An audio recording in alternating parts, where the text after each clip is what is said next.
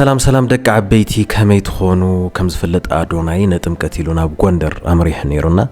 ኣብ ጎንደር ዝገበሮም ነገራት ዝተዛረቦም ዝረረባት ድማ መዘራረቡ ኮይኖም ኣለዉ ብፍላይ በተጋሩ ብጣዕሚ ዘቆጥዑ ነገራት ኣለዉ ስዞም ነገራት ሶም ንረዮም ናይ ማን ዘቆጥዑ ድዮም አዶናይ ዝኸዶ ዘሎ መንገዲ ትክክል ድዩ ናስቲ ሓደ ነገራት ንረና አዶናይ ታይ ክብል ተናጊሩ እኔ የተወለድኩት መቀሌ ነው ትግራይ ማለት ነው ያደግኩትም እዛው ነው እንግዲህ እኔ ፖለቲካ አላውቅ ብሄር አላውቅ እኔ የማውቀው ፍቅር ነው እንግዲህ ፍቅርን ደሞ እዚህ አግኝቻታለሁ እውነቴን ነው የምላችሁ ትልቅ ሰላም ተሰምቶኛል ትልቅ ፍቅር ተሰምቶኛል ትልቅ ክብር ደሞ አግኝቻለሁ ከዚህ በላይ ውበት ደሞ የለም አያችሁ እንኳን እኛ ለኛ ነጭናኛ አንለያይም ወንድማሞች ነን ከውጭ ሀገር የሚመጡት ነጭችም አክብረን ስመን በፍቅር ነው መሸኘት ያለብን እርስ በራሳችን ደሞ በብሄር ስንለያይ በጣም ይደብራል እግዚአብሔር የማይወደው ስራ ነው ይህን ደሞ መቅረፍ እፈልጋለሁ ስለዚህ ምሳሌ ሆኜ መገኘት እፈልጋለሁ አያችሁ ወደ ጎንደር ከመምጣቴ በፊት ብዙ ሰዎች የተለያዩ አሉታዊ ነገሮች ነግረውኝ ነበር ግን ያገኘሁት ተቃራኒ ነው ልክ ኦሮሞ ሲሄድም ያገኘሁት ተቃራኒው ነገር ነበር አሉታዊ ነገሮች ተነግሬ ከዛ ግን ወደዛው ስገባ ያገኘሁት ፍቅር ነበር ክብር ነበር እግዚአብሔር የተመሰገነ ይሁን አያችሁ እግዚአብሔር ኢትዮጵያ ላይ እየሰራ ይገኛል ሰዎችም ልባቸው እየተቀየረ ይገኛል እወዳችኋለሁ ሁላችንም እስኪ እንፋቀር ቻሌንጅ እናድርገው አዲሱ ቻሌንጅ ይህ ነው እኛ ወጣቶች ነን ትክክለኛ ፍቅር የምንመልሰው ሁላችንም ተባብረን እንተጋገዝና ትልቅ ተአምር እንፍጠር ዲያስፖራዎች ደሞ ወደ ሀገራችሁ ተመልሳችሁ እስኪ ሀገራችን ፍቅር ተመልከቱ ኢትዮጵያ ተመልሳለች ኢትዮጵያ ትልቅ ደረጃ ላይ ነች ሰላም ፍቅር እየመጣልን ነው እግዚአብሔር የተመሰገነ ይሁን ወዳችኋለሁ ብል ንግግር ነይርና ዘውዝነ ንግግር ድማ በጣም ብዙሓት ተጋሩ አቆጥ ያለው ምክንያቱ በቃ ኣብ ጎንደር መጽ ፍቅረግኒ መዋሉ ብዙሓት ሰባት ታይሉሎ ዝቆልዓዚ ፖለቲካ ይርዶ ይዲ ና ኢትዮጵያ ፖለቲካ አንደርስታንድ ይገበሮ ይላውለም ንግነዩ አና ፖለቲካ ለተረዲው እዩ ና ኢትዮጵያ ህዝብ ለአምቢውዩ ማለት ልውል ጠቅም ነገር ይገብርሉ አል ጠቅም ነገር ይገብርሉ ለምነት ነኝ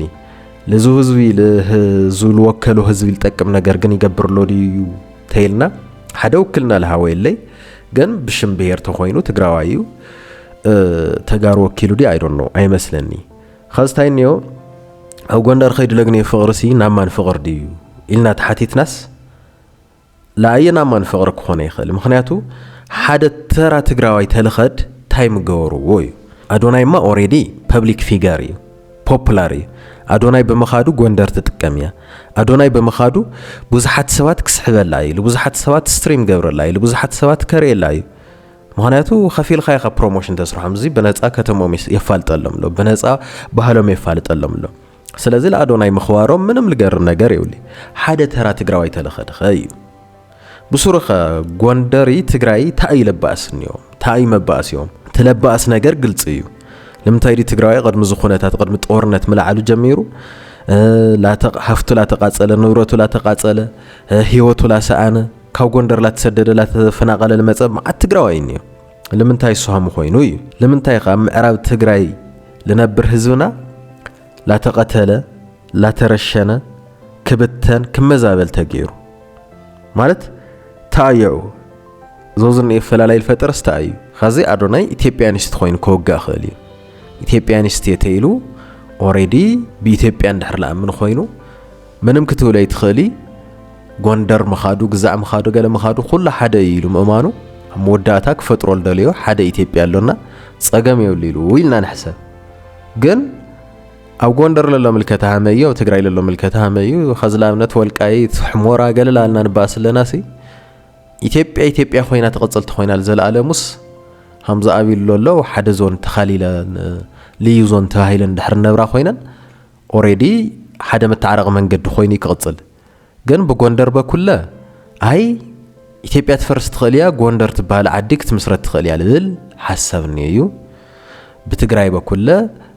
ትግራይ ሀገር ያልብል ምልከታ ኳስ በሰፍሕ ለንጽባረቕ ሰብኒዩ ስለዚህ ሒስኻ ንናውዓልኻ ንብረት ሒስኻ ተጠፍእ ተኾይንኻ ዝና መሬት ሕቶ ውጥጥ መልዓሉ ለይቀርዩ እዩ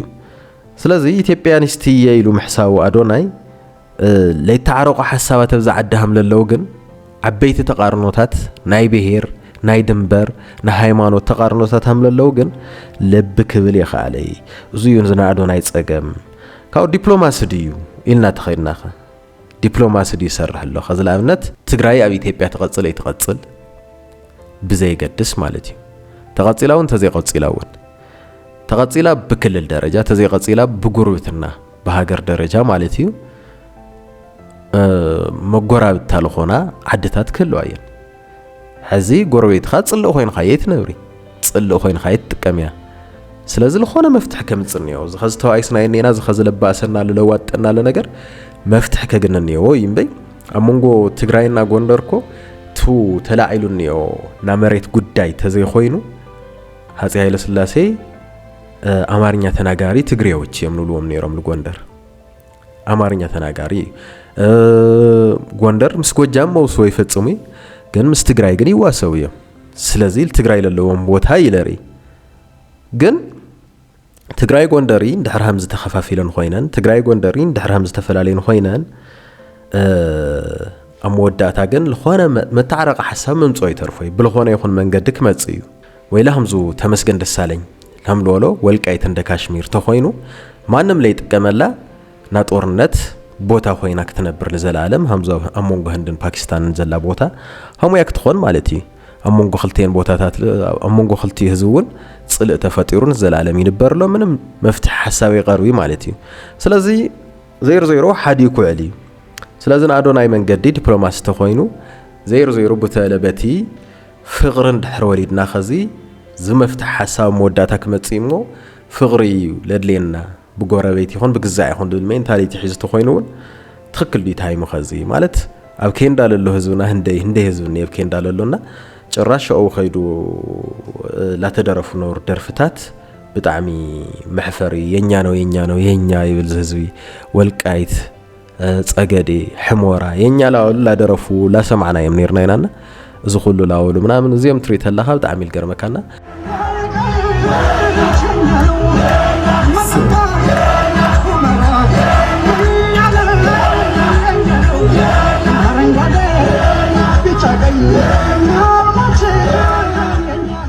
كأن نجنا زونا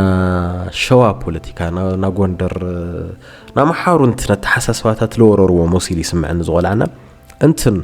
خزو زماي استدمنا تفاتيرو يريمو አረንጓዴ ቢጫ ቀይ ገለይሊ ድንግጽ በቃ አረንጓዴ ቢጫ ቀይ ፍትንዮ ገለ ምናምን ተፈጥሮ በቃ ሀምዝ ሚራክል ሀም ተፈጠረ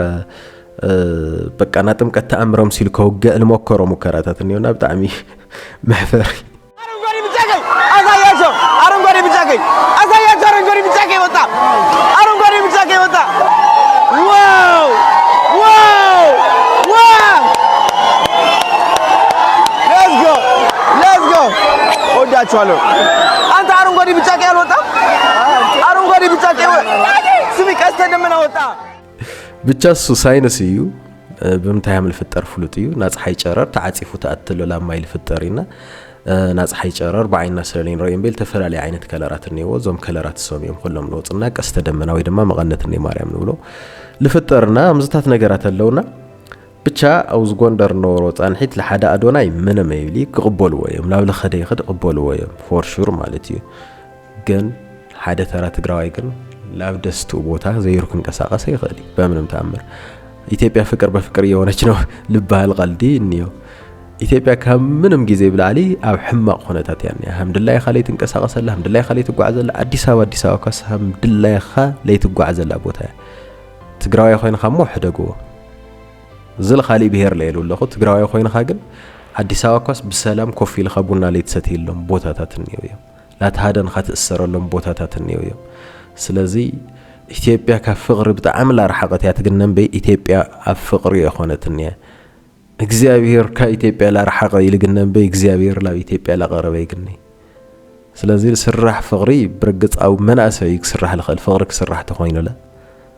አነ ሕዚ ዝና ፌስቡክ ዝና ቲክቶክ ኮሚኒቲ ተሪየው ዝና አዶናይ ለሎ አንዳረከን የምሉሉ ብዙሓት ሰባት አንተ ስትመጣ ዘረኝነት ጠፋ የምሉሉ ያ አዶናይ ብልጥ ስለለኾነ ከሁሉ ይልክ ከሁሉ ነው ወፈተውቲ ከሁሉ ሰዓብት ነው ዘም ሁሉም አኪው ስለልጓዝ ያኔ ያህል ፕሮብለም ይፍጠሪ አብናዩ ንሞጽ ነገራት ያኔ ያህል ዘረኝነቱን ትኩረት ገይሮይን ሪ ተጋሩን ይድነቆ ኦሮሞን ይድነቆ ደውን ይድነቆ ሁሉ በብሸነኹ ናዶናይ አፕሪሺየት ይገብር ይጽቡቅ ልብውን ስለሌለው ተፈላለይ ነገራት ማለት እዩ አውዝና ኢትዮጵያ ፖለቲክስ ግን ብዙ አንደርስታንድ ለጎሮ ነገር ለለው አይመስለኝና እዚ ነገር እዚ በጣም አተሐሳሰብ አንደርስታንድ ለጎሮ አይመስለኝና ስቲ ፋሚሊ አውዞዝኔ ነገር ለለኩም ሐሳብ ኮሜንት ቦክስ አቅምጡ ላይ ላይክ ሼር ሰብስክራይብ ንምግባር ይትረስዑ ይመቸይኩም ደቃ አበይቲ